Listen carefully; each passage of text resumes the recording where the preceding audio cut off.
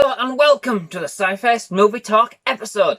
In this episode I'll be discussing Disney's 2021 original, I believe, classic animation Raya and the Last Dragon, as directed by Don Hall and Carlos López Estrada, who bring us basically Disney's 60th such classic, depending as always on what you classify as kind of what constitutes such a classic.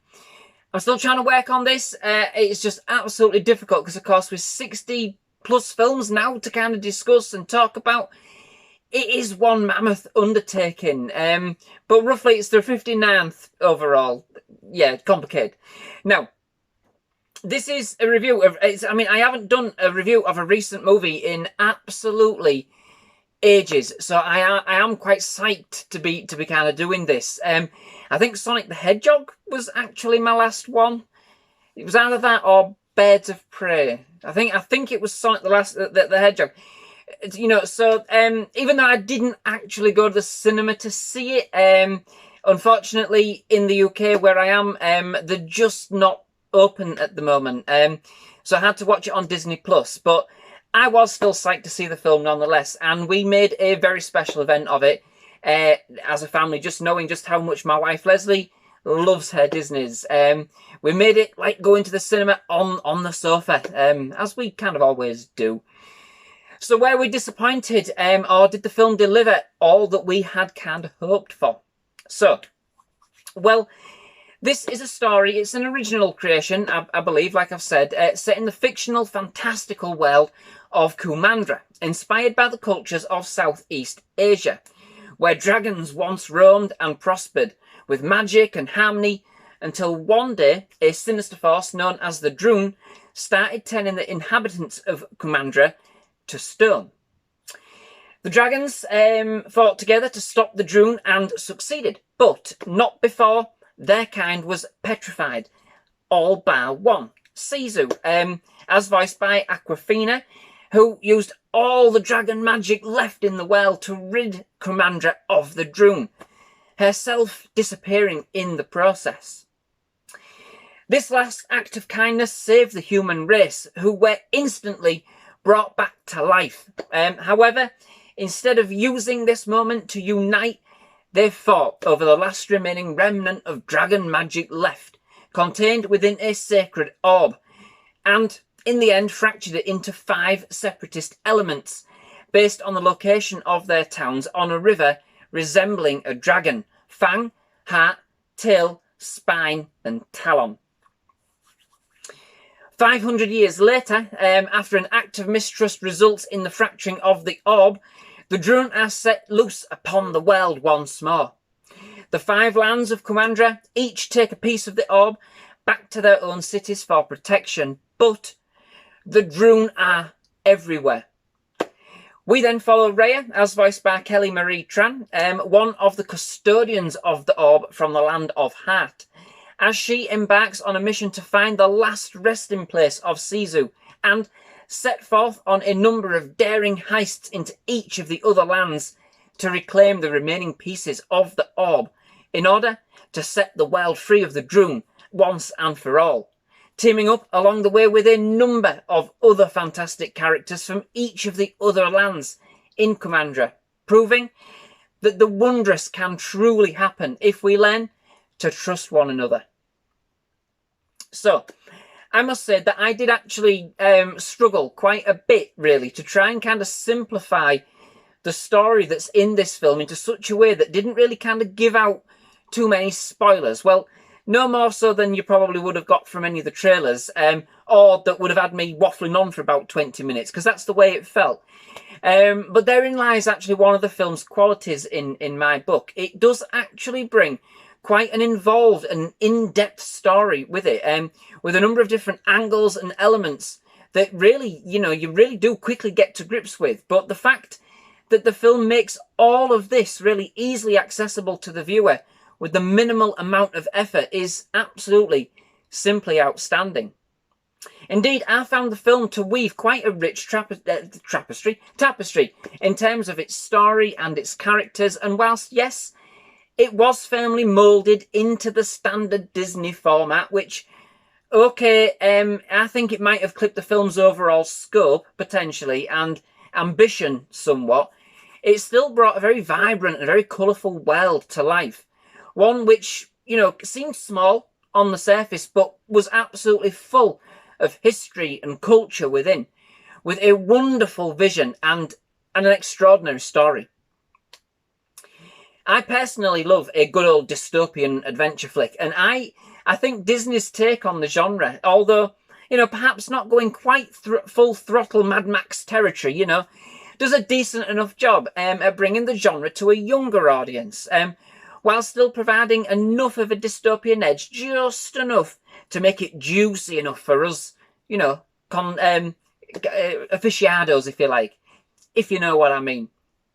Disney actually brings us quite an epic movie, rolled up into a fairly decent runtime, which is punchy enough, having quite the adventure unfold in the land of Commandra, whilst also bringing us the kind of the usual brand of message, albeit, if this time around it does kind of seem blatantly thrust at us from the start, which I didn't find off-putting, but it did remove kind of some of the mystery for me. It was the kind of film that you kind of really had it pegged right from the very start. But don't let that deter you. It is still quite the magical experience, all told. And, like many of Disney's recent productions, it is visually stunning. It is an absolute treat to behold in this respect. In fact, I think one of their most vibrant and seamless productions in that respect that they've done for quite some time. It also actually has a number of fight sequences as well, which are actually pretty cool. They're kind of fantastically choreographed. Again, it doesn't go too hardcore. It's not beat 'em up, but it really does just tips enough that you kind of get the sense of the warrior that resides within each of these characters. Disney didn't opt to turn this movie into a musical, and I think it might be an unpopular opinion, but I think that was a good move. I think the soundtrack, as penned by James Newton Howard, is fantastic as it is, and captures the magic and the beauty of the story.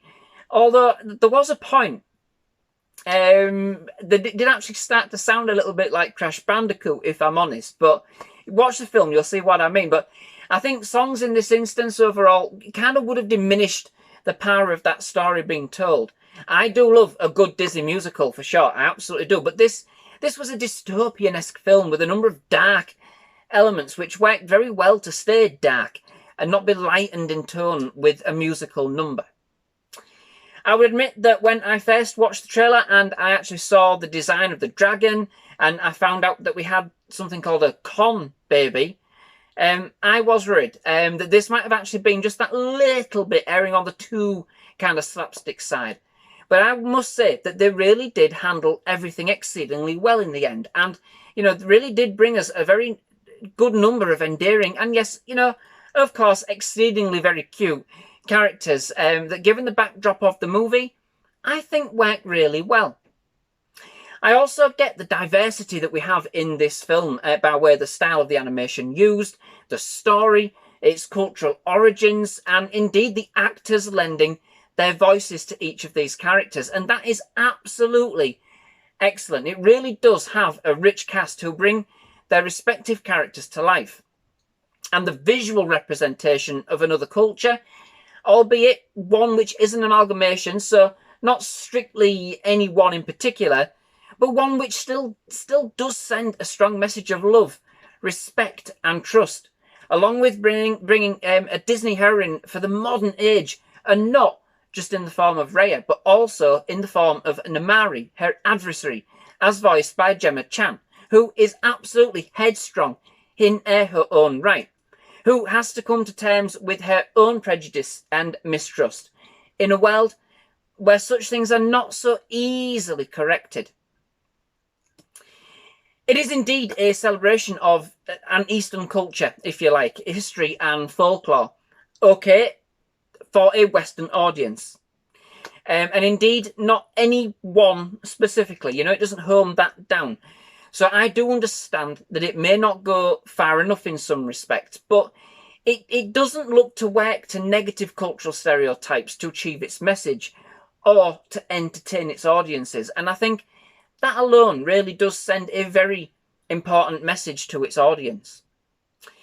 Overall, this is a very captivating and well-crafted movie. And whilst I don't perhaps think that this is the best Disney movie ever produced, it certainly lived up to my own expectations, and it still packs a punch, bringing us a very brilliantly choreographed story, told with the best intentions, and one which is full of heart.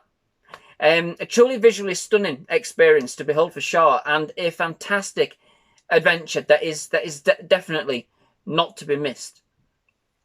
Disney have certainly brought us an entry in their classics range that I am sure will be treasured for many years to come, taking us on a journey that the ages, well, across the ages, in fact, I would wholeheartedly recommend. So, that brings me to the end of this episode. Many thanks for watching. I do hope you've enjoyed it. If you have, please leave a like. Please do hit that subscribe button for more movie reviews, trailer reactions, and other movie-related content. We have absolutely loved having here at SciFirst MovieTalk, and we would definitely love to have you back. But most of all, thank you very much for watching. Goodbye.